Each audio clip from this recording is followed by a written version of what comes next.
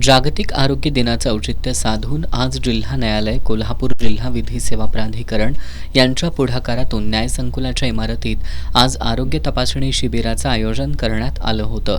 न्यायसंकुलातील पहिल्या मजल्यावरील शाहू सभागृहात आणि चौथ्या मजल्यावरील न्यायालयातील अधिकारी, कर्मचारी, वकील बांधव यांची आरोग्य तपासणी करण्यात आली.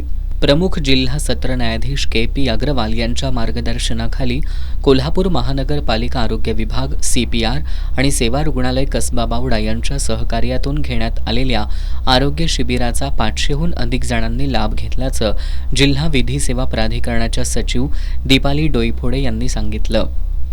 आज 7 एप्रिल 2026 जागतिक आरोग्य दिन. दिनांक 7 एप्रिल 1948 रोजी WHO ची स्थापना झाली आणि तो दिवस आपण जागतिक आरोग्य दिन म्हणून साजरा करतो. या जागतिक आरोग्य दिनानिमित्त जिल्हा व सत्र न्यायालयामध्ये आपण आरोग्य तपासणी व शिबिराचे आयोजन केलेले आहे.